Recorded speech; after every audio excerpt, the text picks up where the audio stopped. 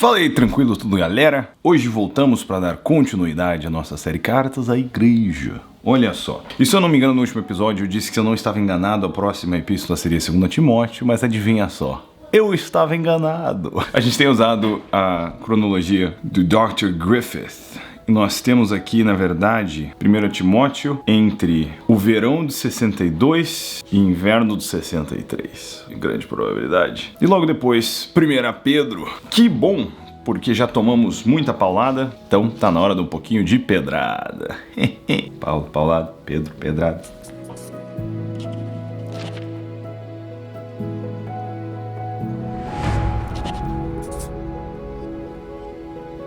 Então, epístola nova, temos tarefa de casa, que é assistir o panorama do Bible Project. Eu vou deixar o vídeo aqui na descrição, para que você possa dar uma olhada nele. Mas 1 Pedro, obviamente, é uma epístola escrita por Pedro. Pelo menos os pais da igreja realmente receberam ela como uma epístola petrina. E ela é escrita muito com o coração, a cristãos que viviam numa cultura hostil, enfrentando rejeição, perseguição, dentre outros. Você conhece o pacote do Novo Testamento. E ao longo da carta, Pedro vai encorajar a igreja a permanecer firme, lembrando esses cristãos que, embora rejeitados pelo mundo, eles haviam sido escolhidos por Deus. Babilônia, que muita gente acredita é código, para Roma, na verdade o que eles estão experimentando ali. O N.T. Wright comenta justamente isso, ele fala que Pedro apresenta a igreja como um povo vivendo num exílio espiritual, dentro do Império Romano, assim como a nação de Israel viveu em exílio na Babilônia. O Wright também comenta, sobre a epístola de 1 Pedro, que eu tô apaixonado por aquele velhinho, recentemente não paro de assistir que a ressurreição de Jesus inaugurou uma nova realidade, e que por isso os cristãos devem viver como uma nova humanidade dentro do velho mundo. E dado esse pequeno panorama, vamos entrar em 1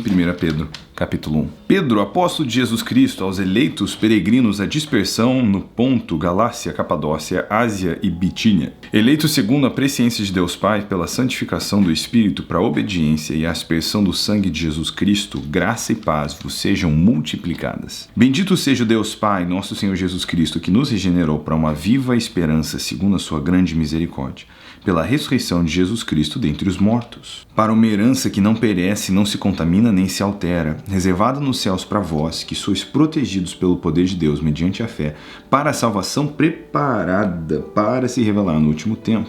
Interessante já a abertura, elevando os olhos para a esperança da salvação, e o contraste de uma herança que não se corrompe, não se contamina e que não pode ser tomada de você. Nisso exultais, ainda que agora sejais necessariamente afligidos por várias provações, por um pouco de tempo, para que a comprovação da vossa fé, mais preciosa do que o ouro que perece, embora provado pelo fogo, redunde em louvor, glória e honra na revelação de Jesus Cristo. Olha só, o encorajamento de, no momento de dor, no momento de dificuldade, no momento de perseguição, permanecemos firmes, porque essa vocação que nos foi entregue, essa jornada em Cristo Jesus, o que nos aguarda é muito mais precioso do que o ouro. Então, a vindoura alegria faz o presente sofrimento valer a pena. Pois, sem tê-lo visto, vós o amais e sem vê-lo agora, crendo, exultais com alegria inexprimível e cheia de glória, alcançando o objetivo da vossa fé, a salvação da vossa alma. Foi essa salvação que os profetas examinaram e dela procuraram saber com cuidado, profetizando sobre a graça destinada a vós, indagando qual tempo ou ocasião que o Espírito de Cristo,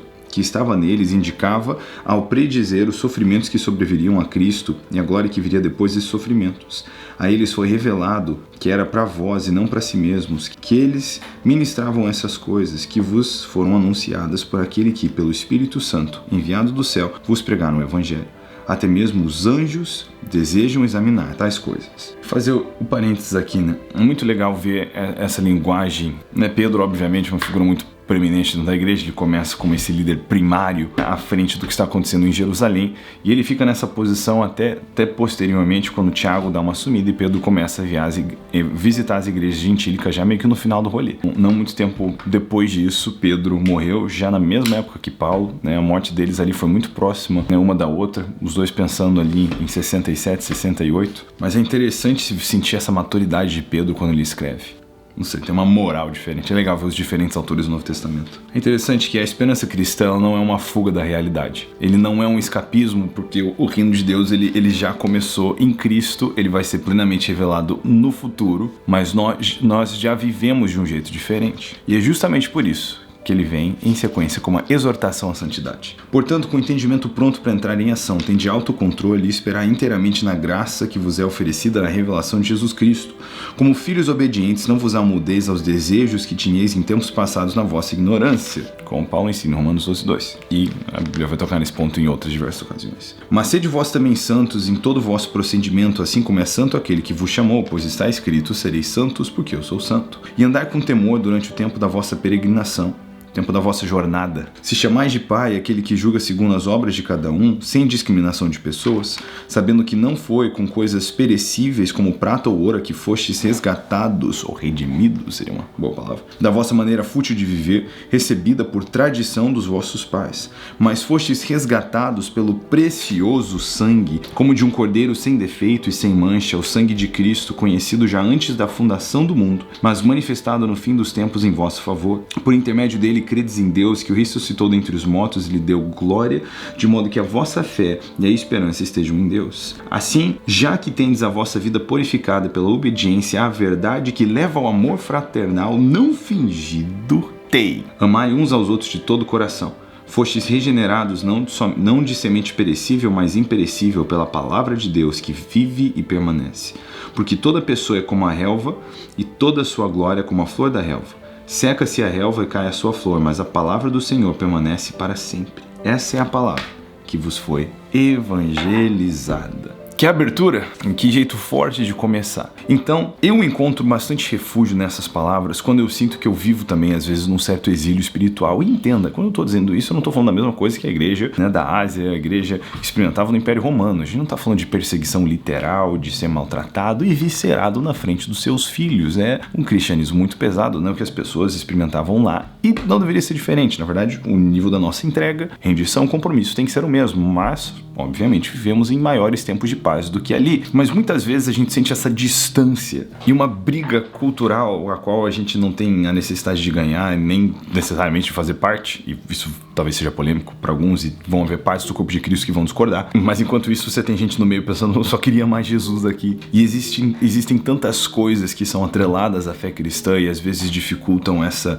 conversa, e algo que é tão fascinante se torna algo que é tão polêmico aos olhos dos que não creem, e se torna às vezes difícil conversar sobre temas que deveria ser maravilhoso a gente ter a abertura de conversar, mas muitas vezes essa diferença de perspectiva acaba gerando no coração de alguns essa sensação de exílio, de distanciamento, de ninguém me compreende, que amo. Mas amadurecer na obediência vai nos conduzir a um amor fraternal que não é fingido. Ela vai nos conduzir a um lugar de amor e saber se conectar com as pessoas. Talvez, às vezes, a gente não precisa começar numa conexão doutrinária. A gente pode se conectar, né, através do amor também, mas, obviamente, o amor fraternal é para os irmãos. Ele está falando da vida dentro da igreja. O que é necessário também para nos fortalecer nesse tempo, a ideia não é virar uma panelinha, até porque Jesus expressa isso claramente em João 17, quando ele ora pelos seus, dizendo: Pai, eu oro não que você os tire do mundo, porque meu desejo não é que eles sejam tirados do mundo, eu quero que eles sejam livrados do mal. Então a gente está into the fray, a gente está na ação, a gente não é tirado do mundo, a gente só é livrado do mal. Essa é a ideia. E é uma dor que é